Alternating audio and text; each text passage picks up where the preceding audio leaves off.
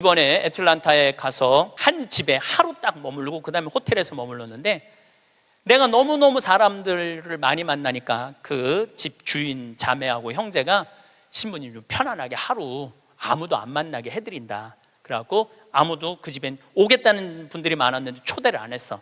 대신 아들이 하나 있는데, 아들이 미국에서 두 번째로 좋은 테크 유니버시티, 그러니까 기술 대학교인데 4학년이래. 근데 아들한테 전화를 한 거야. 우리 집에 신부님 오셨으니까 너 와서 저녁 먹고 가라, 기숙사에서. 근데 내가 1시에 이제 좀 씻고 좀 방에서 누워서 쉬고 있는데 얘가 3시에 왔어. 3시에 와갖고 엄마하고 두런두런 얘기하면서 엄마 음식 준비하는 걸 다 옆에서 돕더라고요. 고기도 굽고. 6시에 밥을 먹는데 아이가 너무너무 얼굴에 순해. 너무너무 순하고 깨끗하고. 근데 밥을 먹고 이야기를 두런두런하고 밥 먹고 난 다음에 끝났는데 10시까지 나하고 얘기를 하는 거예요. 색소폰을 연주를 기가 막히게 하는데 자기 연주한 것도 다 보여줘가면서 밤 10시가 되니까 엄마가 너 이제 기숙사 가라고 10시에 집에를 가더라고요. 학교를. 내가 여러분들 집에 갔어. 여러분들 자녀 중에 서울대학 법대 다니는 애가 있어. 근데 내가 여러분들 집에 방문했어. 5분 신부님 오니까 너 우리 집에 와서 저녁 식사해라. 그러면 와서 3시부터 밤 10시까지 식사 같이 할 자식이 얼마나 있을까요? 내가 보기에는 거의 없어요. 왜냐하면 내가 본당 신부 때 가정 방문하면은 방에 있는데도 나오는 애가 거의 없어요. 자기 공부한다고. 아니, 본당 신부님이 가정 방문을 했는데 방에 있는데도 안 나와. 이게 지금 대한민국의 교육의 현실이에요. 그게 여러분들 훌륭하게 키우는 거예요? 우리 집에 손님이 왔는데, 그것도 본당 신부가 왔는데 자기 공부한다고 내가 거기서 미사하고 한 2시간 있어도 얼굴도 안 비치는 자식들 천지예요. 그러니까 우리는 뭔가 지금 잘못하고 있는 거예요. 또 잊지 못하는 애가 또 하나 있어. 세크라멘토에 강의를 갔는데 총회장님 집에서 제가 머물렀어요. 밤 10시에 강의가 끝나고 저녁에 갔는데 그 집 아들이 대학교 4학년이었어요. 그런데 이제 총회장이 치과 의사라 이렇게 게스트하우스가 따로 있더라고요. 근데 거기서 이제 와인을 한 잔 먹고 이 얘기 저 얘기 했는데 1시 반까지 얘가 내 앞에서 시중을 들더라고요.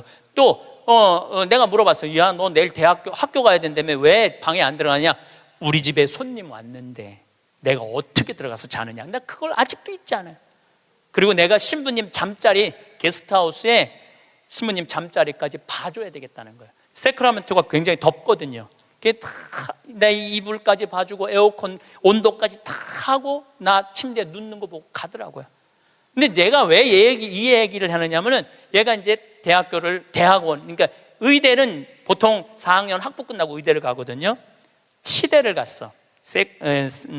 라스베가스에 있는 치대를 갔는데 아버지가 굉장히 서울 치대 나와갖고 굉장히 돈을 많이 버는 분이에요. 근데 치대를 가서 얘는 군의관으로 지원을 했어. 지원하면 의대가 1년에 학비가 1억이래요. 그 학비를 국가에서 다 대줘. 그 용돈도 다 내줘. 야, 너 아버지 돈 많은데 아버지한테 돈 달라고 그러지 왜 네가 군의관까지 지원을 하느냐? 근데 또 그 아이가 또 잊지 못하는 말을 했어요. 내가 왜 엄마 아빠의 미래를 빼앗아야 되느냐고. 자기가 아버지 돈 쓰면 엄마 아빠 나 얼마든지 할 수 있는데, 우리나라 명문대학교 애들은 엄마 아빠가 언제까지 살았으면 좋겠냐? 60살까지 살았으면 좋겠다고. 자기 뒷바라지하고 죽었으면 좋겠다고. 이게 지금 대한민국이 교육을 잘못하고 있는 거예요. 크게. 어쨌거든 이 친구가 한국에 평창에 와갖고 내가 또 장어도 사줬어요. 근데 이미 벌써 치대를 졸업하고 한국에 와서 용산에서 근무를 하고 이제 돌아가서 의사를 개업을 했다고 그래요. 내가 외국에 이렇게 다니면 경쟁이 없는 나라 애들이요 부드러워요, 따뜻해요. 경쟁이 없는. 근데 경쟁이 있는 데를 가보면요 너무너무 살벌해요. 근데 대한민국은 나라 전체를 경쟁으로 만들어 놨잖아요. 그냥 나라가 살벌한 거예요. 나라가. 또 이 프랑크푸르트에 유럽에 강의를 갔는데 그 가족들도 내가 잊지 못해. 내가 프랑크푸르트 주교자 성당에 가서 미사를 좀 봉헌하고 싶다 그러니까 엄마가 이 독일어가 유창하지 않았던 거죠.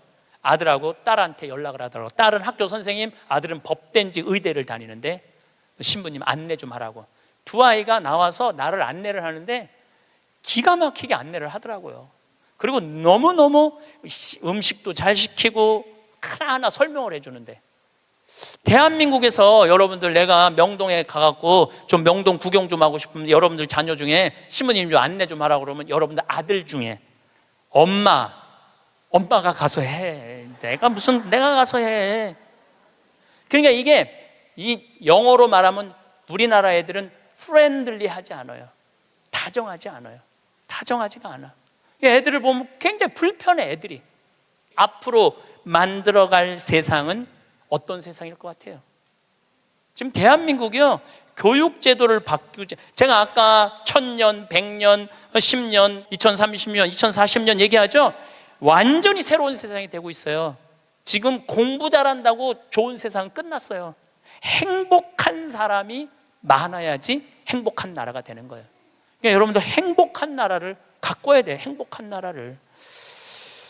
부탄의 교육부 장관이 한국을 방문해서 부탄 국민 행복지수 1위 나라예요. 그런데 이 교육부 장관이 정말로 대한민국 사람들한테 기가 막힌 얘기를 하고 갔어요. 부탄은 학교를 1등을 골라내는 곳이 아니라고 생각한다. 우리 교육은 아이들이 학교 와서 행복하고 즐겁게 놀고 사랑하고 양보하고 배려하고 질서를 가르치는 걸 우리는 교육의 목표로 생각한다. 근데 우리는 하버드 대학을 보내야 되고 서울 대학을 보내야 되잖아요. 내가 그 얘기를 하니까 우리 후배 신부들하고 한 달에 한 번 모임이 있는데 후배 신부 하나가 그러더라고요. 신부님, 그 말 들어보니까 그래요.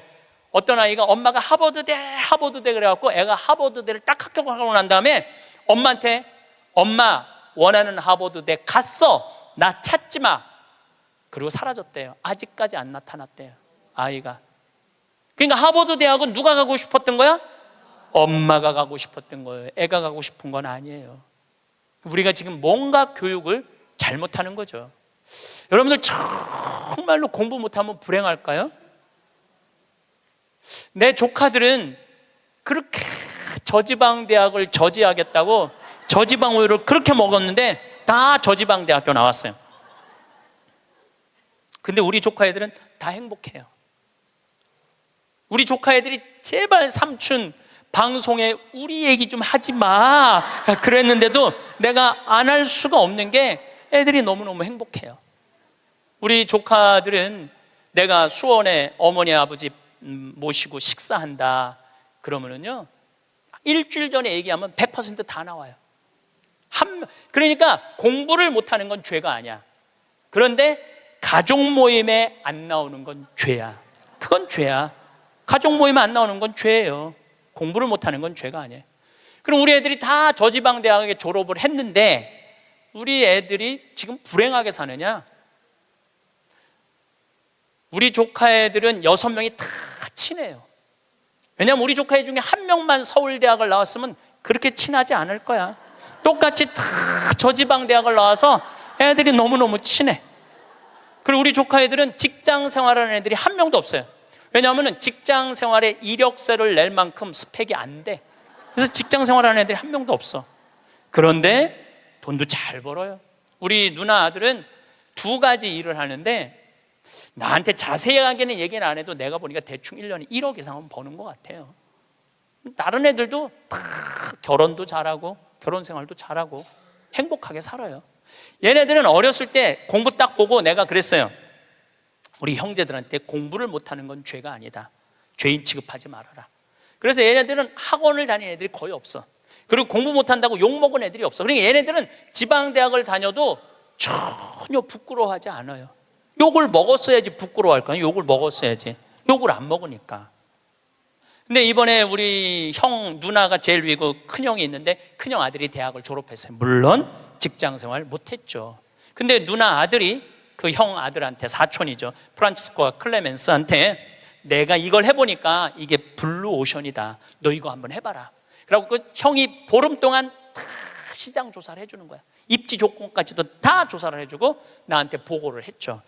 제가 한 5년 전부터 우리 형제들한테 우리 조카들이 이제 졸업하기 시작하는데 내가 보니까 얘네들은 직장 생활 못하고 다 장사할 것 같다.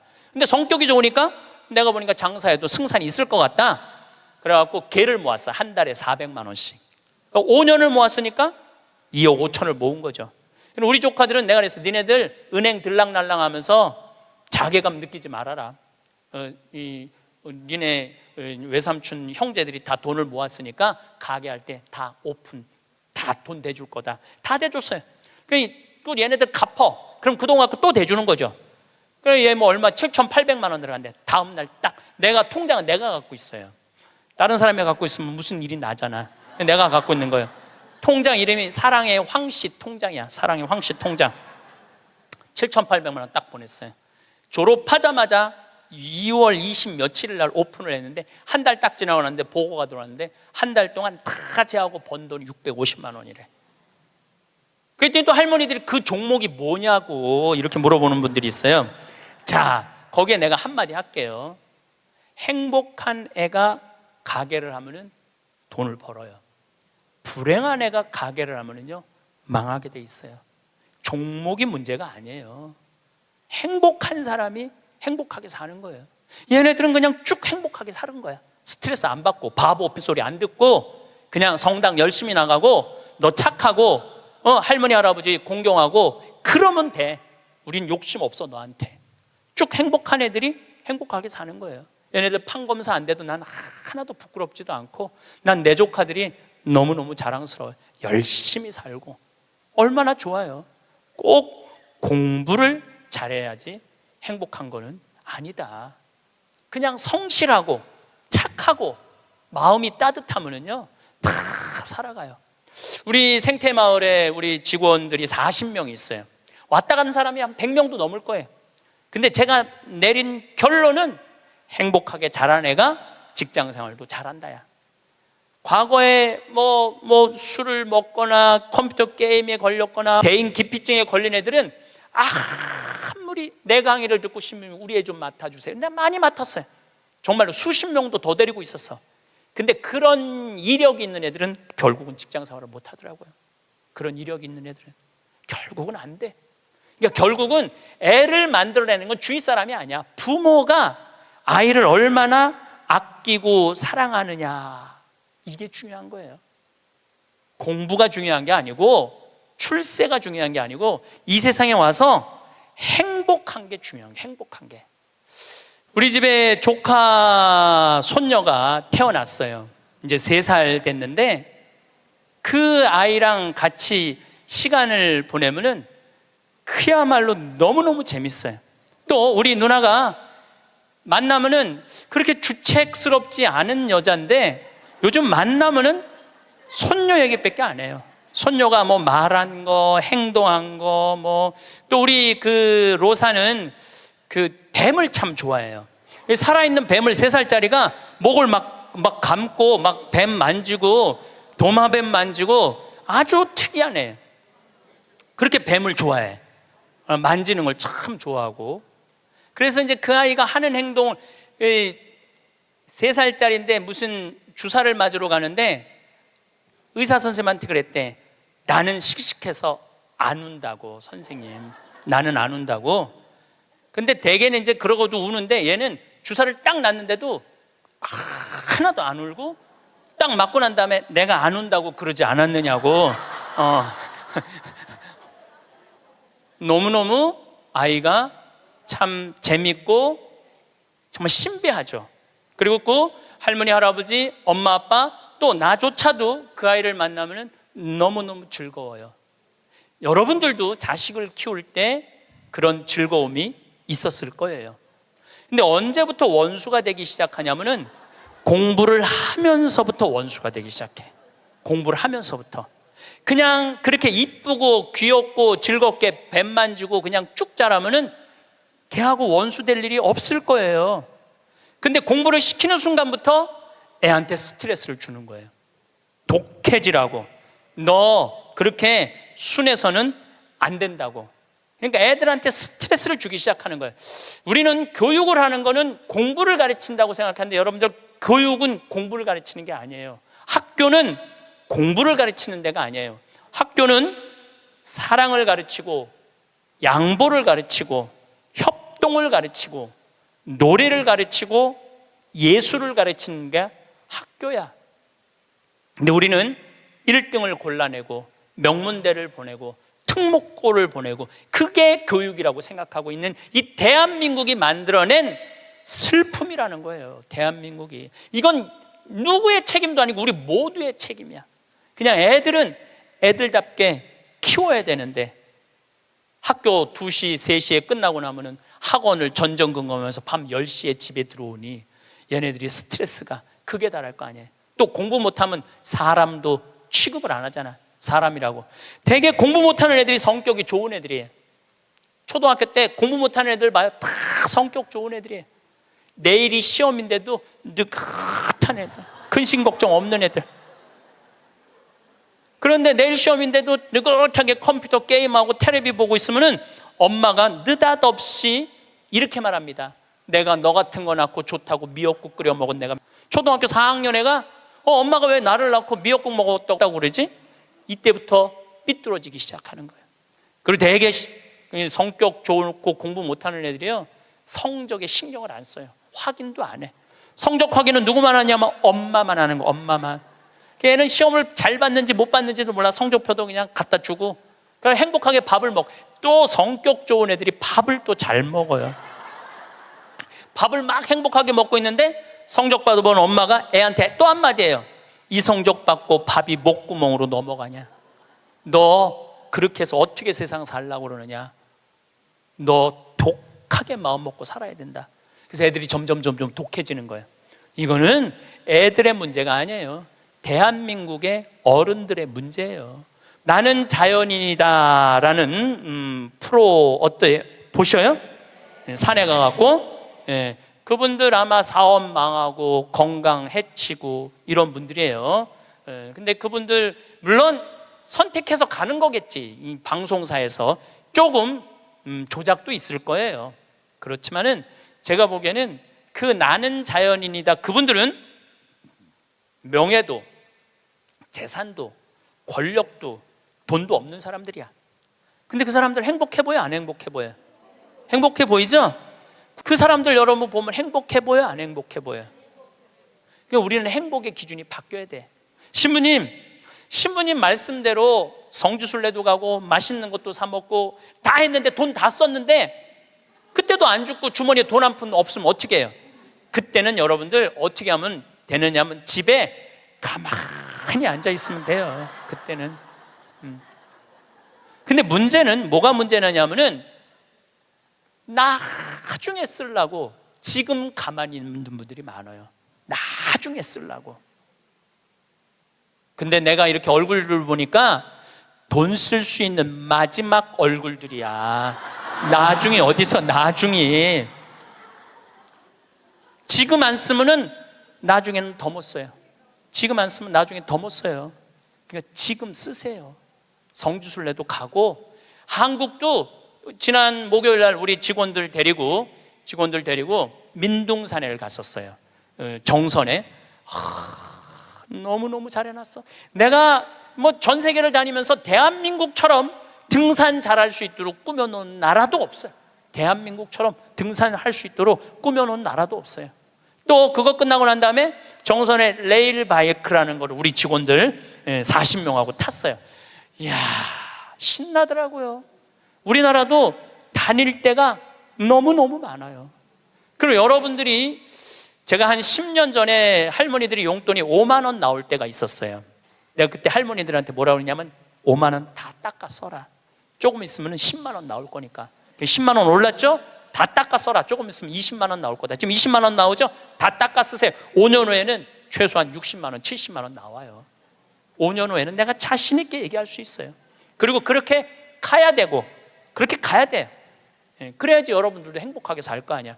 우리나라가 경제 규모가 작으면 내가 이런 말을 감히 못해요. 우리나라 경제 규모 굉장히 커요. 재물은요, 내가 나눌 때 의미가 있는 거예요. 나 혼자 이걸 가지고 나 돈 많다고 자랑하는 건 아무 의미가 없어요. 난 내 강의 때 핸드폰 올려도 한 번도 신경질을 부린 적이 없어. 한 번도. 이것도 다 이해가 되더라고. 내 나이만 돼도 네 바지에서 올리는지 내 바지에서 올리는지도 몰라. 예. 또 우리 할머니들 내가 노인대학 강의해 보면은 핸드폰이 울려도 이게 끌 줄을 몰라요. 유일한 방법은 받는 거야. 딱 봐도 나 신부님 지금 강의 들어. 근데 저쪽에서 엄마 중요한 얘기야. 그러면 공간 개념이 없어져요. 말해봐. 그리고 나보다 더 크게 대화를 해. 무슨 일인데? 막 이러면서 나이를 먹으면 어쩔 수가 없어요. 그래서 내가 깨워서 있으라는 거예요. 깨워서. 근데 저도 뭐 내 핸드폰 켜놨는지 꺼놨는지도 몰라. 근데 이 진짜 내 들은 얘기인데 어떤 자매가 핸드폰을 켜놨는지 꺼놨는지 핸드폰을 뭐 냉장고에 넣어놓고도 찾고 지갑도 잃어버리고 가방도 잃어버리는 자매가 있었대. 근데 여러분들 그렇죠? 지금 깜빡깜빡하죠? 옛날 같으면 46세 평균 연령이었을 때는 100년 전에 여러분들 지금 살아있는 사람 한 명도 없어. 다 죽었어. 근데 너무 오래 사니까 그런 일이 벌어지는 거야. 너무 오래 사니까 잊어먹는 것도 많고. 근데 어떤 자매가 하도 건망증이 많은 자매가 너무 잘 잊어먹었는데, 근데 한 번은 이제 운전을 하려고 딱 차에 탔는데 운전대가 없어졌더래. 운전대가. 내가 이제 잊어먹다 운전대까지 잊어먹는구나. 너무너무 당황을 했대. 이 운전대가 어디 갔나 이놈의 차에. 한참을 찾고 정신을 차려보니까 앞문으로 타야 되는데 뒷문으로 탄 거야. 뒷문으로 타갖고 거기서 운전대를 찾고 앉아있어. 이게 뭐 앞문인지 뒷문인지도 모르고서 참 이게 너무 오래 살아서 그래. 너무 오래 살아서. 그래서 인생은 여러분들 이제는 여러분들이 자아 완성이라는 큰 숙제가 남아있어요. 이제 뭐 출세할 것도 아니고 판사 될 것도 아니고 검사 될 것도 아니고 국회의원 될 것도 아니고 대통령 될 것도 아니잖아요. 그것도 중요한 것도 아니고 가장 중요한 거는 내가 이 세상을 충만하게 살아가고 행복하게 살아가고 확신을 가지고 살아가는 게 중요한 거예요. 그러려면 자아 안성을 하기 위해서 뭐가 필요하냐면 깨달음이 필요한 거예요. 깨달음. 깨달으려고 여기 나온 거 아니에요? 그렇죠? 오늘 많이 깨달았죠? 여러분들은 내가 봐도 훌륭한 분들이야. 훌륭한 분들이야. 예. 여러분들 정말 훌륭한 분들이에요. 여러분들 같은 마음이 많은 분들이 있으면 대한민국은 행복해요. 제가 사제로 살면서 처음에는 몰랐어요. 사제가 얼마나 위대한 일을 할 수 있는 사람인가를 몰랐어요. 그냥 신부 강론하고 미사하는 건 줄만 알았어요. 근데 지난번에 우리 평화방송에서 성서 황창현 신부와 함께 따라하는 성경 여행 있죠? 예, 그거를 하면서 12번을 강의를 해서 총 24시간이지만 한 번 강의할 때마다 내가 한 사람씩 고쳐준다고 그랬어요. 병원에서. 왜냐하면 예수님 성서를 묵상하면 전부 병 고치는 거야. 여기 오신 분들도 아마 아픈 것 때문에 고통스러운 분들 많을 거예요. 그리고 이게 빨리 치유되기를 간절하게 바라는 분들 많을 거야. 근데 문제는 나는 말씀의 은사는 받았는데 치유의 은사를 못 받았어요. 난 진짜 치유의 은사가 없는 것 같아. 남들은 안수기도 하면 막 우리 오홍진 신부님 한참 젊었을 때 성령 충만했을 때 이쪽 쓰러진다면 이쪽 100명 쓰러지고 저쪽 100명 쓰러지고 그러는데 나는 25년 동안 안수기도를 그렇게 했는데도 쓰러진 사람이 한 명도 없어요. 정말로. 그리고 그게 치유 은사 있는 신부들이 있어요. 확실히 그걸 내가 느껴요. 분명히 있는 분들이 있어요. 근데 내가 이렇게 신부님 제발 그래도 안수 좀 해주세요. 그래갖고 내가 탁 손을 얹으면은 내가 느껴. 내 손에서 아무것도 안 나오는 게 느껴져. 아무것도 안 나오는 누르고 있는 나도 한심하고 더 한심한 건 아무것도 안 나오는데 치유하겠다고 머리 디미는 교우들이 더 불쌍한 거예요. 더 불쌍해. 미안하기도 하고 안타깝기도 하고. 그런데 12명을 수술을 해주겠다고 빈센트 병원하고 연락을 했는데 정말로 놀라운 거는 돈이 8천만 원이 들어가요. 12명 수술해 주는데 병원에서 반 부담하고 내가 반 부담하는 거니까 8천만 원이 들어가는데 그 돈이 마지막에 얼마까지 들어왔느냐 하면 8,150만 원까지 들어왔어. 그래갖고 내가 150만 원도 수님한테 보냈어. 신부님 8천만 원이라는데 150만 원은 왜 보냈습니까? 들어왔으니까. 돈이 들어왔으니까.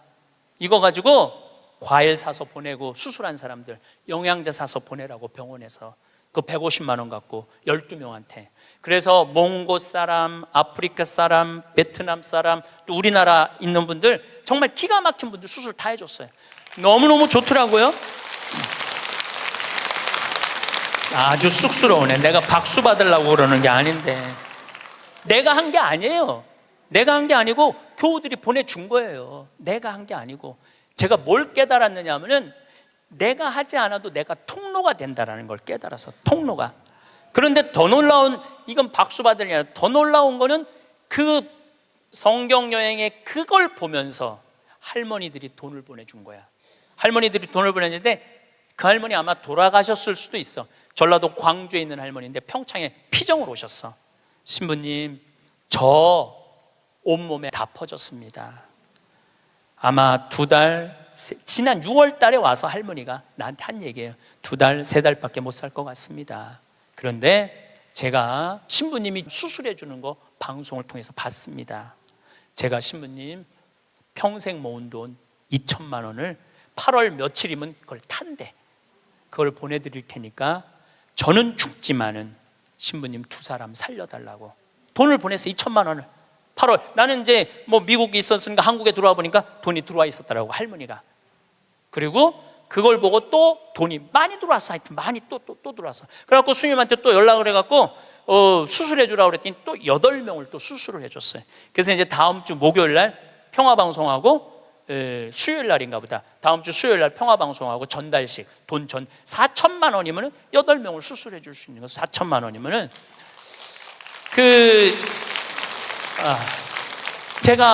저는 한 푼도 안 냈어요. 저한테 박수 치지 마세요. 저는 한 푼도 안 냈어요. 근데 제가 뭘 깨달았느냐 하면은, 내가 좋은 지향을 가지고 저는 이런 일을 하고 싶습니다. 이렇게 도와주고 싶습니다. 내 이 지향을 가지고 살면은 하느님이, 그리고 하느님을 사랑하고 하느님 나라를 사랑하는 교우들이 도와주는구나. 내가 심부름의 역할은 할 수 있는 거 아니냐. 그런 걸 깨달으니까 이제 어려운 데를 찾아서 도와주게 되더라고요. 근데 놀라운 거는 이제 얼마 전에는 외방선교에서 필리핀 바기오라는 곳에서 이상원 배다라는 젊은 신부가 10년 동안 거기 농민들을 위해서 살았대. 유통 시스템을 하고 싶대. 냉동차가 있으면은 마닐라로 그 농사진 걸 보낼 수 있대. 그래서 그것도 또 5천만 원을 도와줬어요. 근데 내 돈으로 도와주는 게 아니에요. 도와주라고 보내주는 분들이 너무너무 많은 거야. 그래서 아마 다음 달에는 내가 그 이제 동영상을 여러분들 보면은 기가 막힐 거예요. 그 아프리카 잠비아에 지금 이루어지고 있는 일들을 보면은 기가 막힐 거예요. 그래서 여러분들도 내가 왜 사는지 그걸 깨달아야 돼. 내가 왜 사는 이유가 있을 거 아니에요. 그냥 살아? 내가 하다 못해. 여러분들 자식들한테도, 성당 나오는 자식들한테, 성당 안 나오죠, 자식들. 여러분들은 전부 다 열심히 한 분들 아니야? 그럼 제일 고민이 뭐야? 자식 성당 나오는 거 아니야? 그렇죠? 성당 나왔으면 좋겠어. 근데 애들은 성당 나가기 싫어. 먹고 살기도 바쁘고 성당 나가면 이거 해라 저거 해라 싫어. 그래서 성당 나가기 싫은데 오래간만에 엄마네 집에 갔는데, 어머니네 집에 갔는데 80 넘은 어머니가 웃으면서 얘기해도 성당 나갈까 말까 한데, 머리는 하얗고 얼굴엔 주물이 자글자글하고 웃어도 이쁠까 말까 한데 거기다 인상을 써가면서 성당 좀 나와. 성당 나가고 싶어. 더 나가기 싫지. 근데 여러분들 그렇게 말하면 그건 성교가 아니에요. 아들이 오래간만에 오잖아요. 얘야, 내가 하느님을 믿으니까 참 행복하다. 내가 지난번에 삼성산 성제 가고 신부님 강의를 들었는데 출세하는 거 그거 부러울 큰 없다고 그러더라. 나는 우리 아들이 더 자랑스럽다. 나는 너를 보면은 너무 자식 하나 잘 얻었다고 생각한다. 나는 하느님한테 너무너무 감사하고 내가 사는 게 너무너무 기쁘다. 한마디 또 해서 신부님이 나를 얼굴을 보는 돈 쓸 수 있는 마지막 기회라고 그러더라. 그래서 내가 지난번에 냉면 가서 사 먹었는데 오장동에 가서 냉면 사면 너무 맛있더라. 나는 하느님 믿어서 너무너무 행복하다. 그리고 여러분들이 돌아가셔서 세상을 떠났어. 난 천당 갈 거다. 아들이 먹고 살기 힘들고 사는 게 지칠 때 엄마 생각하겠죠. 야, 우리 엄마가 살아생전에 그렇게 하느님 믿어서 행복하다는데 나도 하느님한테 가야지. 여러분들이 하늘나라의 증표가 될 수 있는 거예요. 그것도 나누는 거예요. 그것도 저는 물을 볼 줄 알아요. 밑에 또 물 봐달라고 그러는 사람 또 있으면 안 되는데 운물, 그러니까 대수층에 한 20m, 30m의 물을 봐요. 근데 한국에서는 제가 물 안 봐요. 아프리카에서 잠비아에서는 내가 물을 봐요. 여기 물 나온다 찍으면 딱 나와. 그거 얼마나 좋은지 몰라. 내 능력으로 여기에 우물을 팔 수 있는 자리를 찍어낼 수 있다는 게 얼마나 좋은지 몰라요. 얼마나 좋아. 그러려면 뭐를 해야 돼? 공부를 해야지. 그냥 봐. 배워야지. 내가 그래서 물 보는 책을 2권, 3권을 사서 읽었어요. 수맥 보는 방법을. 그 논문으로도 나왔더라고. 그게 그냥 하는 게 아니라 논문으로 나왔더라고. 논문으로. 그러니까 내 차에는 항상 그 은 막대가 있어요. 그것도 보기 쉬워요. 하나 깨달으면 하나 나눠줄 수 있잖아. 그러니까 여러분들도 공부하라는 거예요. 공부. 신부님 어떻게 공부를 해요? 이 유튜브가 대학교예요. 유튜브 안에 이 성서 강의도 다 올라와 있어. 그리고 요즘 4차 산업에 대해서 기가 막히게 교수들이 해놨더라고요. 그러니까 여러분들 공부하세요. 맨날 드라마나 그냥 맨날 네 아들이냐 내 아들이냐 뭐 이런 거 그런 거 시청하지 마시고 좋은 유튜브 공부 많이 하세요. 그리고 이렇게 피정 다니는 것도 최고의 공부야. 자, 깨달음을 얻었다면 그 다음에 하는 일은 나눔이야. 나눔. 빌 게이츠, 이 참 대단한 사람이에요. 빌 게이츠 부인이 멜린다예요. 빌 게이츠하고 워렌 버핏이 지금 자선 기금을 거의 $1,000억 모았어요. 그런데 빌 게이츠는 돈을 벌고 멜린다라는 부인은 자선 사업을 해요. 내가 거기 가보니까 그 재단에서 약을 보내주더라고요. 그래갖고 그 멜린다 여사가 지금 살린 사람만 70만 명을 살렸대요. 70만 명을 살렸대. 여러분들 멋있지 않아요? 그 정도 부분은 돼야죠. 그리고 빌 게이츠 하는 일이 너무너무 멋있으니까 워렌 버핏은 그 자기 재산을 빌 게이츠 재단에 다 내놨어요. 네가 정말 잘 쓴다. 그러니까 멜린다라는 부인이 너무너무, 근데 이 멜린다라는 부인은 그냥 돈을 주는 게 아니야. 아프리카에 직접 가요. 1993년에 아프리카를 전부 다 한번 돌아봐요. 그리고 그 사람들 아픔을 직접 보면서 어떻게 도와줘야 되는지를 아는 거야. 그러면서 너무너무 행복해요. 저는 아프리카 잠비아를 간 지 이제 5년이 되는데 정말 잠비아에 갔다 올 때마다 심장이 벌렁벌렁 거려요. 우리 대한민국이 할 수 있는 일은 너무나 많아요. 처음에는 의사가 3명인데 5년 만에 몇 명으로 늘어났냐면 12명으로 늘어났어요. 안과 의사, 치과 의사. 이 피부과 의사까지 오면 더 좋을 것 같아요. 왜냐하면 거긴 피부가 엉망이거든요. 피부과 의사까지만 가면은 완벽한, 올해도 1,000명을 진료해주고 왔어. 올해도 1,000명을 진료해주고 왔어. 그 사람들 이 백내장 안 보여. 처음에는 수술하러 오라니까 한 명도 안 와서 왜 안 하냐고 빼는 줄 알고 수술하면은. 근데 이 백내장을 걷어주니까 막 춤을 추는 거예요. 그러면서 의사 선생님들이 10일이라는 시간을 내면서 가면서 사는 보람이 있다는 거예요. 깨달음이 있으면은 나눔이 있고, 나눔이 있으면은 기쁨이 있고, 기쁨이 있으면 감동이 있는 거예요. 그런데 문제는 그곳에 함께한 분들의 이야기는 그런 얘기를 해요. 신부님, 내가 잠비아에 와서 내 인생의 가장 찬란한 시간을 보내고 있다고. 우리 인간은요, 나만을 위해서 살면 아름답지도 않고 위대하지도 않아요. 어려운 이웃을 돕고.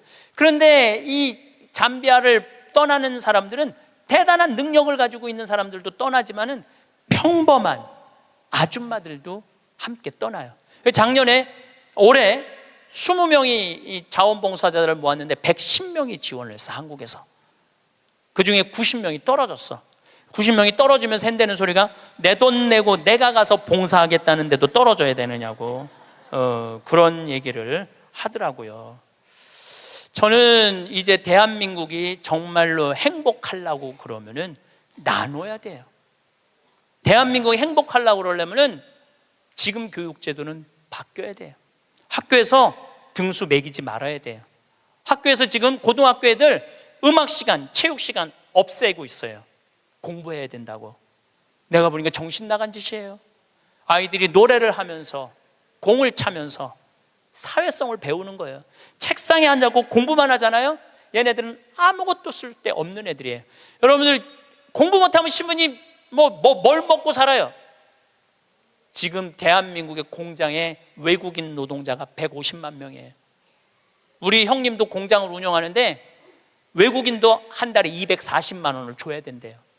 그러면은 내가 펜대 굴릴 생각 안 하고 몸으로 해갖고 여러분들 지금 공장에 가면은 천지가 돈 200~300만 원 다 받아요. 근데 우리는 뭐만 배웠어? 공부만 배웠고 출세만 배웠고 최고 높은 자리에 올라가는 것만 배웠어. 공장에서 일하는 건 용납을 할 수가 없는 거야. 자존심 상해서. 그래서 명문대학교 나온 애들 50%가 취직이 안 된 애들이 집에서 놀고 있는 거야. 누구 거 빼먹고 살아? 엄마 아빠 미래를 빼먹고 살고 있는 거예요. 엄마 아빠 미래를. 근데 이게 왜 그러냐면 대한민국이 잘못 키워서 그래요. 잘못 키워서. 몸으로 사는 거는 결코 나쁜 게 아니에요. 몸으로 사는 것처럼 솔직하고 정직한 게 없는 거예요. 그래서 여러분들도 정말 애들을 공부로 가르치지 말고 사람을 가르치는 교육을 저는 했으면 참 좋을 것 같아요. 이제 다음 달에는 제가 마지막으로 이렇게 살았으면 어떻게 죽어야 되느냐. 이 죽는 것도 큰 숙제예요. 여러분들 최고의 숙제가 뭔 줄 알아요? 잘 죽는 거예요. 잘 죽는 거. 내년 2월 달부터 사전 의료 의향 지향서. 그러니까 나는 사전 연명 의료 그거를 이제 나는 이제 죽을 때 연명 치료 안 한다. 그게 법으로 통과됐어요. 법으로 통과가 되었고 내년 2월 달부터는 그러면은 더 이상 치료 원하지 않는다. 더 이상 치료 원하지 않고 심폐소생술 안 한다. 그냥 편안하게 죽으면 되지. 그러니까 죽는 것도 큰 숙제야.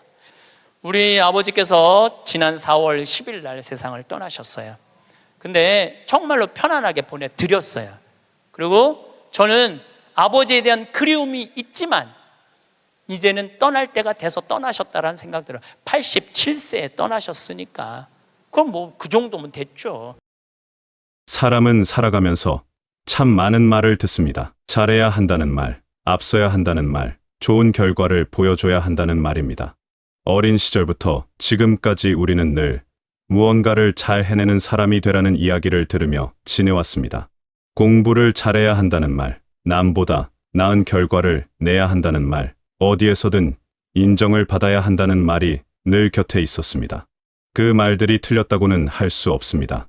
노력해서 무언가를 이루어내는 일은 분명 소중한 가치입니다. 자신의 능력을 키우고 결과를 만들어내는 것은 삶을 지탱하는 중요한 힘이 되어주기도 합니다. 그렇게 애쓰며 살아온 하루하루가 지금의 자신을 만들어 온 것도 사실입니다. 다만 어느 순간부터 잘하는 것과 잘 사는 것이 같은 의미처럼 여겨지기 시작합니다. 좋은 결과를 얻었는데도 마음 한구석이 편안하지 않은 날이 있습니다. 많은 것을 이루었는데도 사람과의 관계는 오히려 메마르게 느껴지는 순간도 있습니다. 성취의 크기만으로는 설명되지 않는 무언가가 삶 안에 조용히 자리하고 있는 것입니다. 무언가를 손에 쥐었을 때 잠깐의 기쁨은 있지만 그 기쁨이 마음 전체를 따뜻하게 채워주지는 못하는 순간도 있습니다. 그래서 잘 산다는 것이 정확히 무엇인지를 다시 생각해 보게 됩니다. 성적표에 적히지 않는 능력이 있고 얼마나 앞서 나갔는가만큼이나 어떤 마음으로 걸어왔는가가 중요한 것은 아닌지 가만히 돌아보게 됩니다. 사람들은 흔히 성공을 눈에 보이는 것으로 판단합니다. 얼마나 많이 가졌는지, 얼마나 높은 자리에 있는지, 얼마나 많은 것을 이루었는지로 성공을 가늠하곤 합니다. 그런 기준이 완전히 틀렸다고 할 수는 없습니다. 다만 삶에서 정말 중요한 것들 중에는 숫자로 측정할 수 없는 것이 훨씬 많이 있습니다.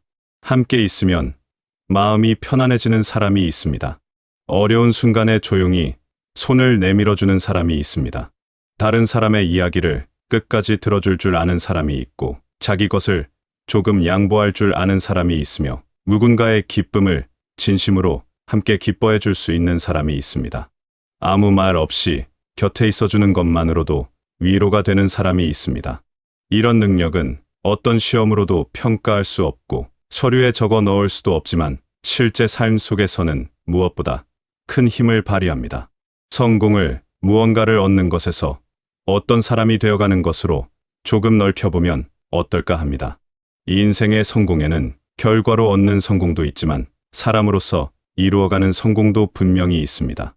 무엇을 이루었는가만이 아니라 어떤 사람이 되어가고 있는가도 삶을 채우는 중요한 물음이 됩니다. 그렇다고 해서 성공을 부정하려는 것은 아닙니다. 성실하게 노력하고 결과를 만들어내는 일은 여전히 가치 있는 일입니다. 돈을 벌고 능력을 키우는 것도 삶을 지탱하는 소중한 토대가 됩니다. 다만 그 성공 곁에 또 하나의 성공을 함께 놓아보려는 것뿐입니다. 두 가지 성공이 서로 부딪히는 것이 아니라 나란히 놓일 수 있다는 생각은 마음을 한결 가볍게 만들어줍니다. 사람마다 잘하는 것과 어려워하는 것은 다릅니다. 어떤 사람은 계산에 밝고 어떤 사람은 손끝이 야무지며 어떤 사람은 말을 조리 있게 잘하고 또 어떤 사람은 다른 사람의 마음을 섬세하게 살필 줄 압니다. 우리는 눈에 잘 보이는 능력을 지나치게 높게 평가하는 경향이 있습니다. 겉으로 드러나는 결과는 쉽게 눈에 띄지만 사람을 대하는 태도나 마음 씀씀이는 좀처럼 겉으로 드러나지 않기 때문입니다. 하지만 실제 삶에서는 사람과 함께 살아가는 능력 역시 그에 못지않게 중요합니다.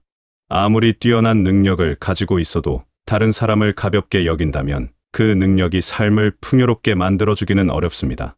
반대로 특별히 눈에 띄는 재주가 없어도 성실하고 다정하며 주변을 편안하게 만드는 사람은 어디에서든 귀한 존재로 자리하게 됩니다.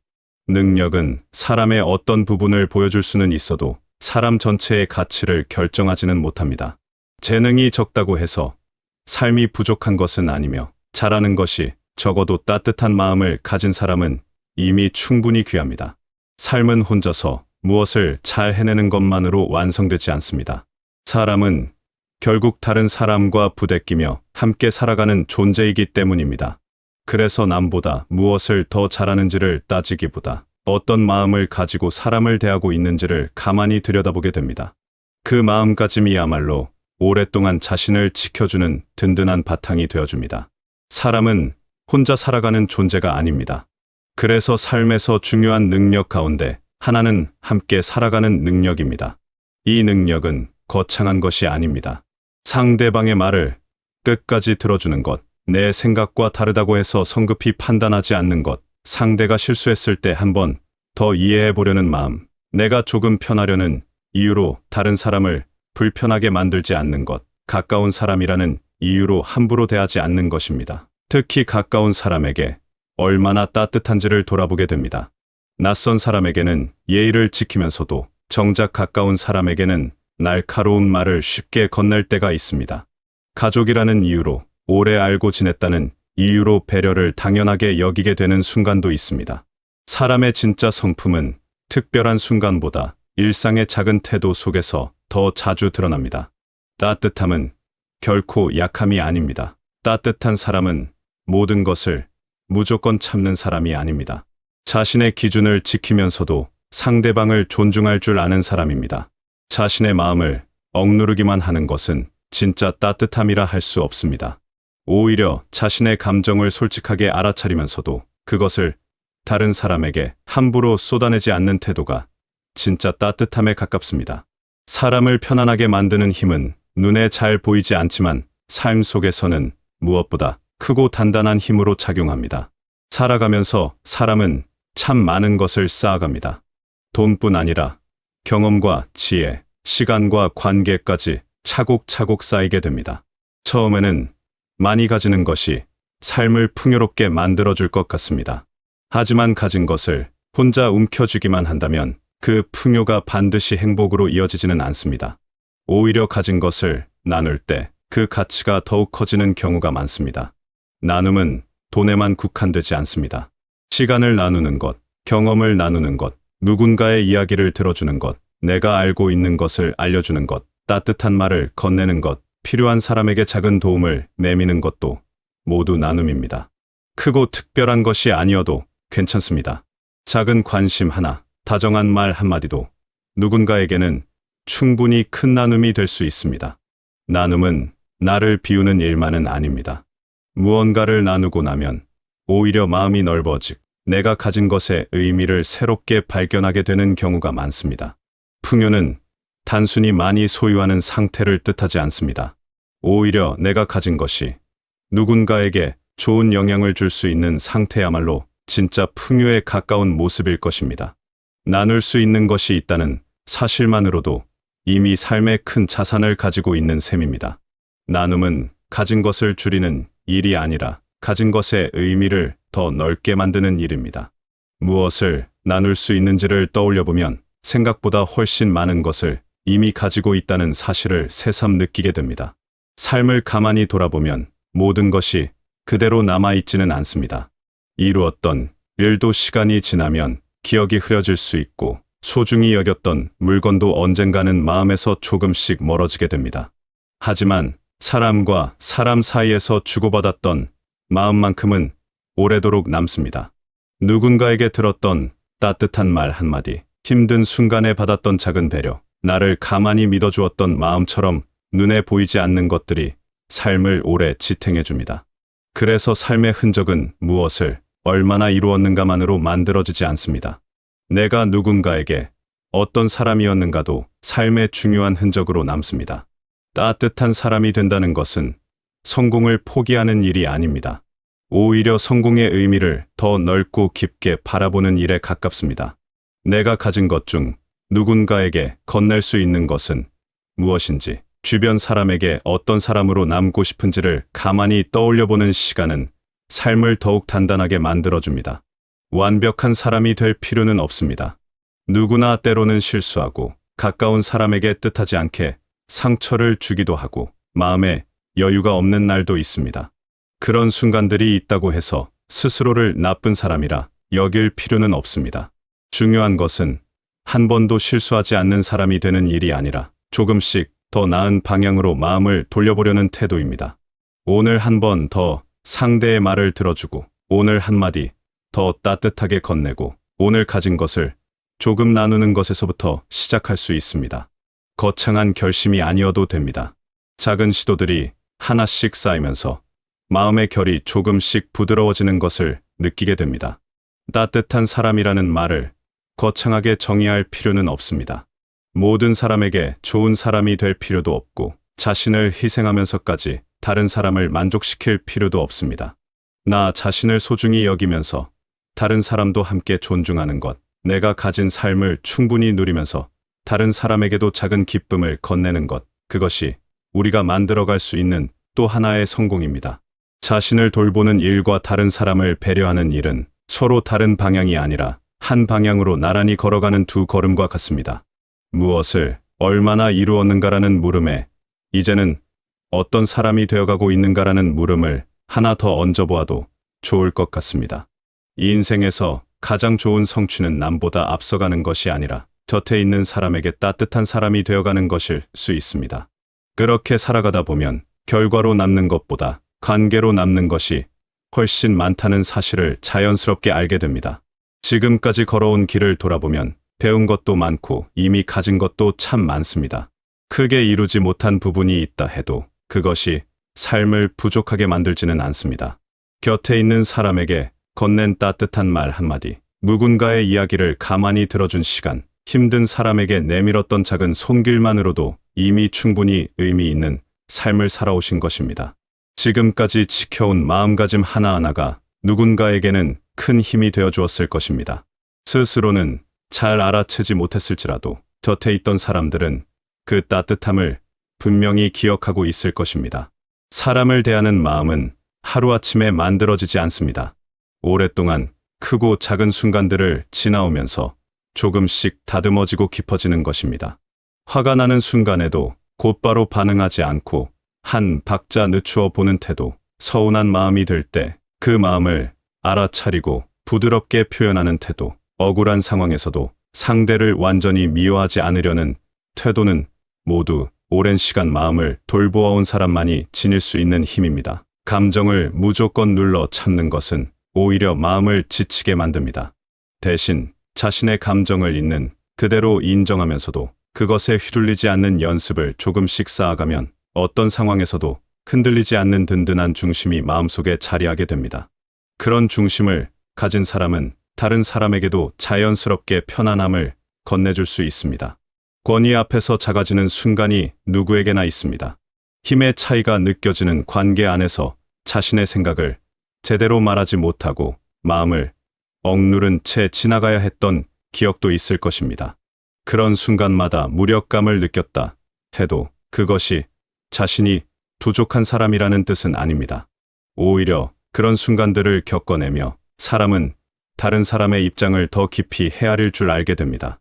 자신이 힘들었던 순간을 기억하는 사람은 다른 사람이 비슷한 자리에 있을 때 함부로 대하지 않는 법을 이미 배운 사람입니다.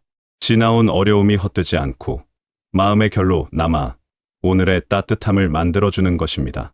곁에 있는 사람과의 관계도 마찬가지입니다. 가까운 사이일수록 서로에게 바라는 것이 많아지고 바라는 만큼 서운함도 쉽게 쌓이곤 합니다.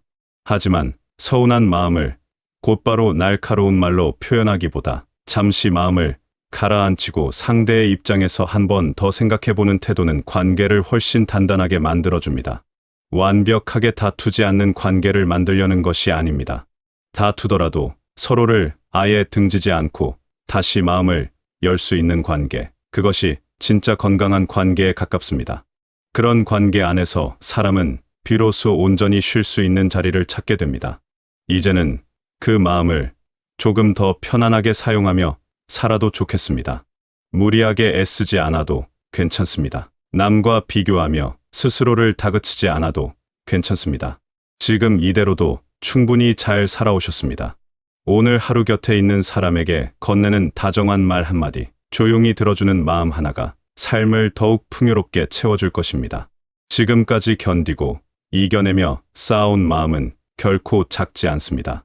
그 마음을 앞으로는 자기 자신에게도 넉넉히 건네주시면 좋겠습니다. 스스로를 다정하게 대하는 하루, 곁에 있는 사람에게 따뜻함을 나누는 하루, 그런 하루하루가 차곡차곡 쌓여 편안하고 넉넉한 나날이 되시길 바라겠습니다.